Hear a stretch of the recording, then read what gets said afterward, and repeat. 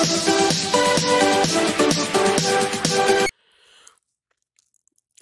के video lecture में आपका स्वागत है। आज हम मुंशी प्रेमचंद की एक प्रसिद्ध कहानी दो बैलों की कथा पढ़ेंगे। दो बैलों की कथा एक भावनात्मक कहानी है। इसके माध्यम से लेखक ने किसान और पशुओं के जो भावनात्मक संबंध हैं उनको उजागर किया है। तो वीडियो शुरू करने से पहले एक निवेदन, अगर अभी तक आपने चैनल सब्सक्राइब नहीं किया तो इसको सब्सक्राइब कर लें। तो आइए शुरू करते हैं दो बैलों की कथा। लेखक स्पष्ट करता है कि स्वतंत्रता पशुओं को भी मनुष्य के समान प्रिय होती है। जब स्वतंत्रता आसानी से प्राप्त नहीं होती तो उसके लिए संघर्ष करना पड़ता है और अनेक यातनाएं भी सहन करनी पड़ती हैं। लेखक ऐसा मानता है कि सभी पशुओं में गधा सबसे मूर्ख प्राणी माना जाता है। यदि हमें किसी आदमी को बेवकूफ़ कहना हो तो हम उसे गधा कह देते हैं। पीटे जाने पर अन्य जानवर क्रोधित होकर अपनी प्रतिक्रिया व्यक्त कर देते हैं, पर गधा कभी क्रोध नहीं करता। वह चुपचाप मार भी खा लेता है और सड़ी घास भी खा लेता है। सुख दुख हानि लाभ किसी भी दशा में उसे बदलते हुए नहीं देखा गया। उसका स्वभाव हमारे ऋषि मुनियों जैसा है। इसी प्रकार की दशा विदेशों में रह रहे भारतीयों की भी है। वे भी विदेशियों द्वारा किए जाने वाले अत्याचारों को गधे की भांति चुपचाप सहन कर लेते हैं। लेखक का मानना है कि अन्याय का विरोध करने से ही कोई सभ्य कहला सकता है। यही कारण है कि जापान की एक विजय ने उसे विश्व की सभ्य जातियों में शुमार करवा दिया। बैल को भी गधे का छोटा भाई माना जाता है। लोग अक्सर उसके लिए बछिया के ताऊ शब्द का प्रयोग करते हैं। फिर भी बैल गधे के विपरीत है, क्योंकि वह कभी कभी मारता भी है, अड़ियल भी बन जाता है। वह गधे से कुछ नीचे है। झूरी नामक किसान के पास हीरा और मोती नाम के दो सुंदर तथा ऊंचे ऊंचे डील डोल वाले बैल थे। दोनों एक साथ रहते थे और एक दूसरे पर विश्वास भी करते थे। यही नहीं, वे मूक भाषा द्वारा विचार विनिमय भी कर लेते थे। कभी कभी वे एक दूसरे को चाट कर व सूंघ कर एक दूसरे के प्रति अपने प्रेम भी प्रदर्शित कर लेते थे। जब ये दोनों बैल हल या गाड़ी में जोत लिए जाते तो प्रत्येक बैल की कोशिश होती कि वह ज़्यादा से ज़्यादा बोझ उसकी गर्दन पर हो। संयोग की बात है कि एक बार झूरी ने अपने बैलों को ससुराल भेज दिया। झूरी के साले का नाम गया था। जब वह उनको अपने घर ले जा रहा था तो वे उसे अत्यधिक परेशान करने लगे। बैलों को लगा कि उन्हें झूरी द्वारा बेच दिया गया है। मानो ये बैल इस बात का विरोध कर रहे थे क्योंकि गया के साथ कि उन्हें क्यों भेजा जा रहा है। शाम को जब वे नए स्थान पर पहुँचे तो उन्हें सब कुछ पराया सा लगा। भूख होते हुए भी उन्होंने कुछ नहीं खाया। दोनों ने मूक भाषा में सलाह की और रात को रस्सियां तोड़ डाली और वे आज़ाद हो गए। झूरी ने प्रातःकाल उठते ही दोनों बैलों को चरनी पर देखा। उन्हें देखकर झूरी स्नेह से गदगद हो गया और दौड़कर उन्हें अपने गले लगाया और प्यार किया। घर में गांव के लड़के भी तालियां बजाकर उनका स्वागत करने लगे। कोई उन्हें रोटियां खिला रहा था तो कोई गुड़, कोई चोकर तो कोई भूसी। सभी ने बैलों की अत्यधिक प्रशंसा की, लेकिन झूरी की स्त्री बैलों को घर आया देखकर जल उठी। उसने उनको नमक हराम भी कहा।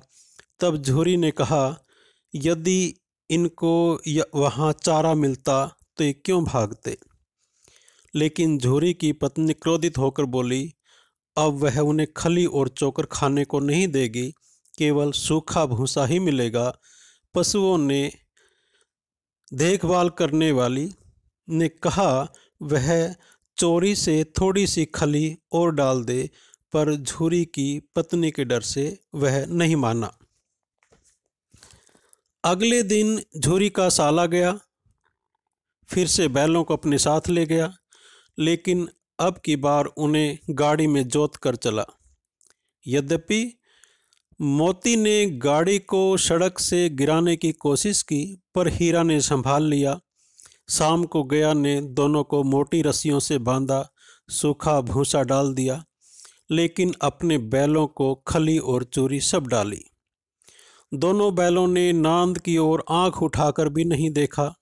अगले दिन गया ने बैलों को हल में जोत लिया, लेकिन दोनों बैलों ने अपना एक भी पांव नहीं उठाया। क्रोधित होकर गया ने हीरा की नाक पर खूब डंडे लगाए। इस पर मोती क्रोधित हो गया और हल लेकर भाग गया। इससे हल, जोत सब कुछ टूट गए। तब हीरा ने मोती को मूक भाषा में समझाया कि अब भागना व्यर्थ है, लेकिन मोती ने कहा कि वह गया को मज़ा जरूर चखाएगा। तब हीरा ने कहा, यह हमारी जाति का धर्म नहीं है। गया उनके तेवर देखकर चुप हो गया और वही सूखा भूसा उनके आगे डाल दिया। उधर घर के लोग भोजन कर रहे थे। तब घर की एक छोटी सी लड़की ने दोनों के मुंह में एक एक रोटी डाल दी। वह भैरव की लड़की थी। उसकी माँ मर चुकी थी। सौतेली माँ के डर के कारण वह बैलों के प्रति आत्मीयता दिखाने लगी थी।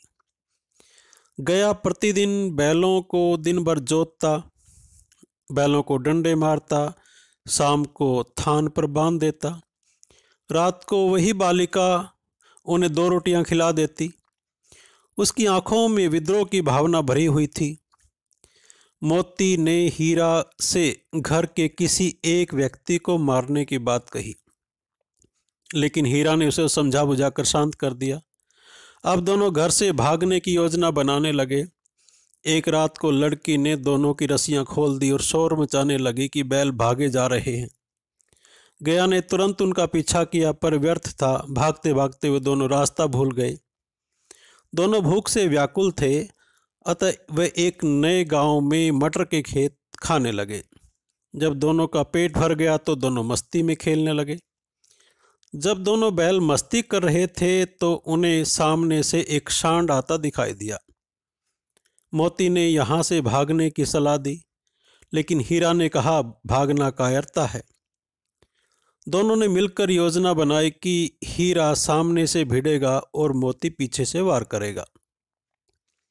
दोनों ने योजना के अनुसार कार्य किया और सांड को जख्मी कर दिया। सांड वहाँ से भागते भागते गिर पड़ा। तब मोती ने सांड को फिर से मारने की बात कही। इस पर हीरा ने कहा कि गिरे हुए शत्रु पर वार नहीं करते। उन्हें घर भी लौटना था, परंतु घर लौटने से पहले वह फिर से मटर के खेत में घुस गए। तभी 2 आदमी वहां लाठियां लिए हुए आ गए। दोनों को घेर लिया गया। हीरा तो बच निकला, पर मोती के खुर कीचड़ में धंस गए। वह भाग नहीं पाया। मोती को पकड़ लिया गया। तब हीरा भी वापस लौट आया और दोनों को पकड़कर मवेशी खाने में बंद कर दिया गया। मवेशी खाने में दोनों बैलों को दिन भर भूख का सामना करना पड़ा। वहां पर कुछ भैंसें, बकरियां, गधे, घोड़े मुर्दों के समान पड़े थे। वे इतने कमज़ोर हो चुके थे कि वे खड़े भी नहीं हो पाते थे। रात तक दोनों को कोई भोजन नहीं मिला। तब हीरा के मन में विद्रोह की ज्वाला भड़क उठी। अंत में दोनों ने सलाह करके कच्ची दीवार को तोड़ने की योजना बनाई। सबसे पहले हीरा ने अपने सींगों से प्रहार से दीवार को तोड़ना शुरू किया। यह देखकर चौकीदार ने उसे डंडे से पीटा और रस्सी से बांध दिया। तब मोती ने टक्कर मारकर आधी दीवार को गिरा दिया। दीवार गिरते ही बकरियां, घोड़ियां, भैंसें सब वहां से निकल गई, लेकिन गधे वहीं के वहीं खड़े रहे। पूछने पर गधे ने कहा कि हमें फिर से पकड़ लिया जाएगा, इसलिए हम यहीं अच्छे हैं।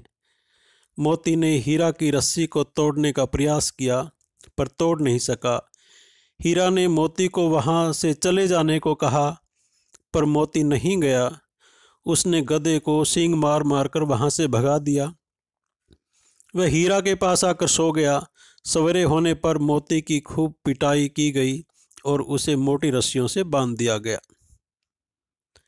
दोनों बैलों को 1 सप्ताह तक बांध कर रखा गया। उन्हें चारे के नाम पर एक तिनका भी नहीं डाला गया। दिन में 1 बार पानी अवश्य पिला दिया जाता था। दोनों बैल इतने कमज़ोर हो गए थे कि खड़े भी नहीं हो पाते थे। दोनों बैलों को नीलाम कर दिया गया। एक दड़ियल आदमी ने उनसे खरीद लिया। उसकी आंखें लाल व मुद्रा अत्यंत कठोर थी। तब हीरा ने कहा कि हमने व्यर्थ ही गया के घर को छोड़ा है। उन्हें लगा कि यह आदमी उन पर छुरा चलाएगा। वह व्यक्ति दोनों बैलों को लेकर जाने लगा कि अचानक उन्हें लगा कि यह रास्ता उनका कुछ जाना पहचाना है। अब दोनों की थकान कुछ कुछ कम होने लगी। इसी रास्ते से गया उनको लेकर गया था।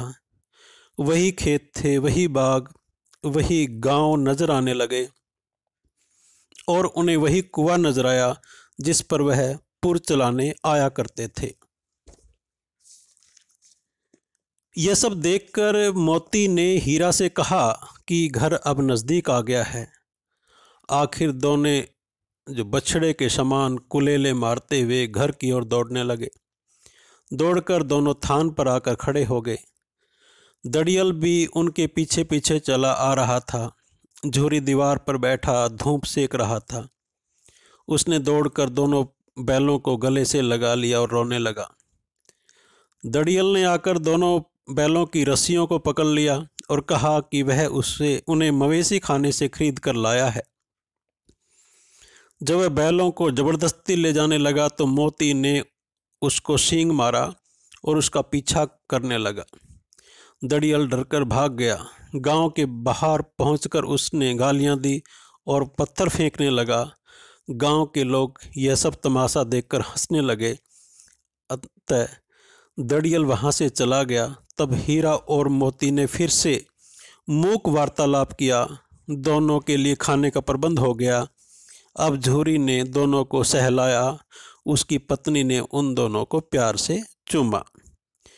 तो आज आपने ये कहानी सुनी, 2 बैलों की कथा। जो कथा सम्राट मुंशी प्रेमचंद जी हैं, उनकी बहुत प्रसिद्ध कहानी है, जिसमें भारतीयों को एक प्रकार से अन्याय के खिलाफ खड़े होने की प्रेरणा पशुओं के माध्यम से दी है। और ये एक आदर्शवादी कहानी भी है, जिसके माध्यम से प्रेमचंद जी ने इंसानी गुणों को पशुओं के माध्यम से बताया है। आशा ही आपको समझ में आई होगी, पसंद आई होगी। धन्यवाद। जय हिंद, जय भारत।